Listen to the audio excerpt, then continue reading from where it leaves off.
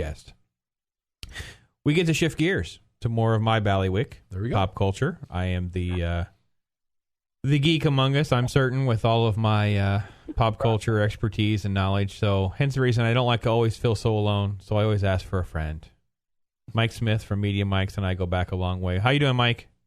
Good morning. How are you, sir? Oh, I am so blessed. Thank you for fitting us in. I want to jump right to a review that Mike has done. Now, Mike is he's more like Bob. They like everything. They like a lot of stuff. It's pretty rare that you get Mike and Bob where they don't like. So they're like, oh, this is terrible. This is terrible. I am the critic. I'm the one that's hard. I heard a lot of backlash because I was hard on Fifth Estate. However, Mike, you were, I don't know, is this possibly one of the lowest scores you've ever given a movie? You reviewed the reboot of Carrie, the remake of Carrie, and you gave it 1 star. I think it's up there with Basic Instinct 2 as far as the lowest That's incredible. rating I've ever given. When I had heard the casting of Julianne Moore and Chloe Moritz, I thought, well, if they're going to at least do a remake, at least they've gone with like an all-star cast. I mean, what on earth is wrong with this film? Why else should we stay home? This sounds awful. Well, it's not, and I don't even. And I noted in the review. When I see a remake or a reboot, I try not to go in remembering the original film because it kind of taints your oh, he didn't do this, he should have said this. But I've always loved the original Carrie. I read the book. It was Stephen King's first novel. And they've taken this and made it almost into a, whereas in the novel and in Brian De Palma's film, Carrie, very quiet, very misunderstood, the world's against her and she's done nothing to bring this on herself. Here she is vengeful and manipulative, and where in the original stories she's just discovering these powers and she doesn't know how to harness them and they scare her. Here she flies. She has like heat vision or something because she melts a lock. She's like the Hulk. She makes concrete asphalt streets explode. It's just. Is any of that in the book? No. That's just it. This is someone that could move things with her mind. That's all she can do. Now she's like a super freak. Yeah, I don't understand this at all. And you don't. And you should feel sorry for this girl. My God, they dumped pig blood on her in a prom, and you don't. You're thinking, geez, I hope you die soon because you're going to get everything you deserve. Well, and if she's got superpowers, she's just going to blow somebody up. So, again, you don't have the shocking sort of coming into her power or using it in a bad way as the original De Palma film kind of takes us on that journey. If she's got the ability to, like, uproot the asphalt, I mean, so what if she's a little bit angry at her friends at a prom, right? Exactly. Yeah. And it's like Julianne Moore, I love Julianne Moore. She's such a great actress. But here she's just one-dimensional, skitsy mom. She sews, I guess, to make money. She takes in clothing, so she's constantly poking herself with needles and scratching her arms and it's just, I mean, it's just a horrible waste of A-list talent. I was so disappointed. What have you seen here recently, or do you have a review up right now on MediaMikes.com talking with Mike Smith that you would gear towards people, you know what, don't even worry about Carrie, let's move on to this. This is actually good. This is worth seeing. If you like an enjoyable action film, I did see Escape Plan. Which is the first, I don't count the Expendable films, the first teaming of Schwarzenegger and Stallone. It's exactly what you'd expect from those two. They got some clever one-liners. It's got a great performance by Jim Caviezel. Such a horrible villain as the warden of the prison that these two are enclosed in, and of course they're trying to escape, hence the title.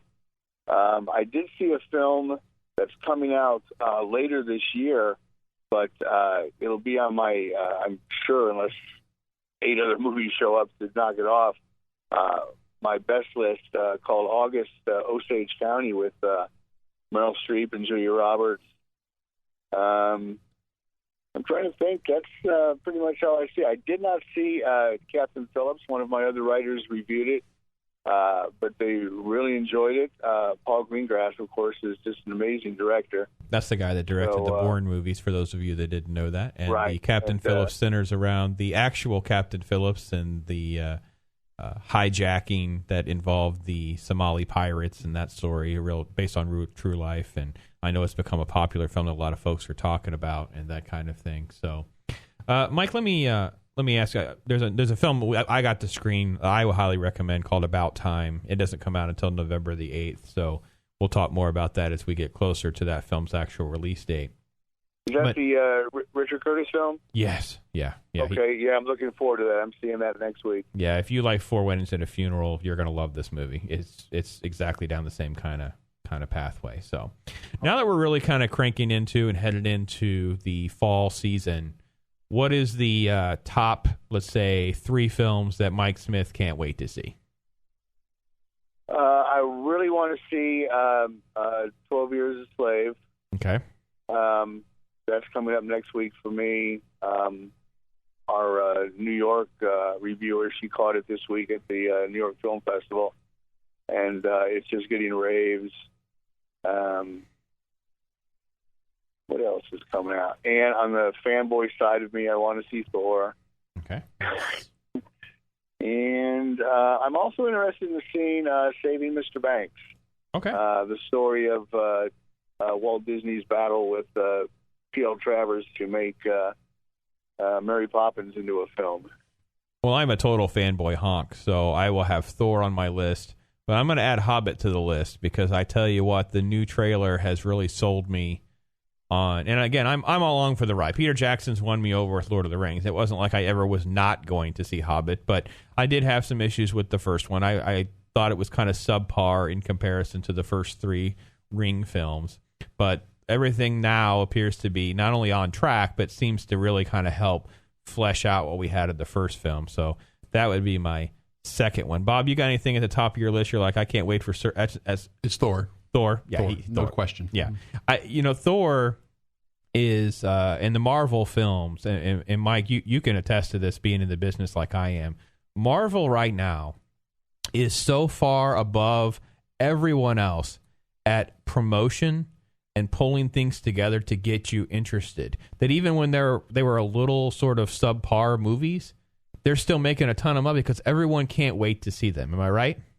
Oh, exactly. They've got a marketing dream team on their side. They know what buttons to push, and they know how to get people in the theaters. And it's a bonus that they make such great films. Yeah, and just so everybody understands, Marvel has what they call phases. So the first set of films was called Phase 1. That led up to Avengers. And now we're into Phase 2. So that started with Iron Man 3. Now we'll have Thor, The Dark World, Captain America, The Winter Soldier. Guardians of the Galaxy comes out next August. It's a kind of a sci-fi superhero film with characters that you have never seen. Mike, I don't know about you, but I had never really known much about these characters, and I'm into the comic book stuff. Do you know much about these characters? No, I know one of them is a raccoon. That's all I know. Yeah, one of them's a raccoon. They're all praising the raccoon scenes. Yeah. A tree. Vin Diesel voices the tree, and they say he may not even have very many lines as the tree, so I don't understand why we would hire Vin Diesel for that. And that all culminates, of course, with Avengers in 2015, Age of Ultron. And then we actually get into what's called Phase 3 of Marvel, and Mike, have you seen much of the promotion of this? They're already talking about casting Ant-Man. They're talking about Doctor Strange. I mean, there's all sorts of stuff. Well, they're kind of going back to some of the more, not obscure, but more minor characters and trying to make them tentpole films as well. Because eventually, unless they recast some of the Avengers, they're going to have to, move on to some other characters. They want to keep doing the compilation film. So it's they've got a great plan. And in other news, they started filming the Batman Superman movie yesterday. But that's did you hear it from me? I mean, if you only heard it from me, that's shame on Warner Brothers. Yeah, well, you're right, because if it were Marvel, everybody would be talking about it. And it did leak out in fan circles, but it didn't catch on like most of the Marvel buzz does. So anyway, his site is Media Mike's. You can check out tons of reviews. There's the quotes, the stuff that Kevin Smith had talked about with his upcoming Clerks 3 and Tusk films. That was from the New York Comic-Con. They have that information. There's book reviews, 2 new Star Wars books that are out. There's all sorts of film and DVD, Blu-ray reviews, CDs, all sorts of stuff. So check out their site, MediaMikes.com. Mike, thank you as always, and I'll talk to you again, my friend. All right, you have a good week. Bye-bye. All right, take care. Baba, what a action-packed day we've had today. Certainly. I did want to go back to Walking Dead with you for a moment. We need to go to Walking Dead because we did have our debut on Sunday, and I think you and I both really, really enjoyed Chapter 1 of what will probably be the lull before the storm. Yeah, and one thing I wanted to ask you about, because I'm not sure, during the show they were advertising a book, the Walking Dead book. Any recommendations about something like that? I don't know too much about it. I'll tell you this. The comic book is not for the meek. For anyone who thinks that you can now watch the show and then go back and read the comic book is incredibly profanity, violence, just the doldrums of society that the show sort of touches on with the governor and some of the other stuff. It is nothing than what Robert Kirkman put into the comic book. He delves into like just, we were talking about Polk County. Just imagine that person in a world of chaos without any accountability, how bad these situations would get. And that's what's in the comic book. Very, very intense. The zombie stuff from Walking Dead is really ballooned into all sorts of things. And I don't see that slowing down anytime soon. Yeah, totally looking forward to this Sunday show. Let me ask you a question. Do most Americans want a third party? Yeah, evidently they do, because according to the latest Gallup poll, we not want a third party. They want a third party by a huge amount. And kind of a new addition to our Global Dispatch team, Brian Cole, did a great piece talking about several different libertarian topics. And this is one of the ones that came up. But the movement by states and big authoritative government appears to be, we don't really care about your third party shenanigans. We're not going to let you in governor races. We're not going to let you in debates. We're not going to include you in polls. And Virginia is the most, just a blatant thing. This guy is polling anywhere from 9 to 13%. His Real Clear Politics average, which is supposed to be the determining factor at the point of a debate to decide, some states have 10, 12, whatever that number is. They ran a poll the day of the deadline, came up with 9%, which took his average below 10 to 9.8, and then they excluded him from the debate. Yeah, I saw that. That's what we're up against, my friend. Well, in Ohio, let's go to the Ohio story that he pulled together. They're banning third party. They're going to pass a bill to say, nope, just 2 parties. How can they even have the authority to even try to do that? It sounds like Michael Medved's in charge of all this. Oh my goodness. Michael Medved. It's a 4-letter word. Yeah, I'll tell you what. He's making our head explode, kids, because if you've been listening to some of the talking heads, and everyone voice focuses on Limbaugh and all of that, some of the other ones are worse because they might as well just be a Republican candidate. Just let a Republican person just come in and spin everything for you on how great the Republican Party is, why we shouldn't do X, Y, or Z. It is just one retarded argument after another. I don't understand how he can have the audience that he has, other than the fact that he gets amazing guests. So at some point, that'll be us, bro. We'll just have him lined up like that on an 8-hour show. That's what I'm counting on. Yeah. All right. Well, let me first shout out to my wife. My wife, Laura, I mentioned earlier, she had a great interview discussing Knitting Hope.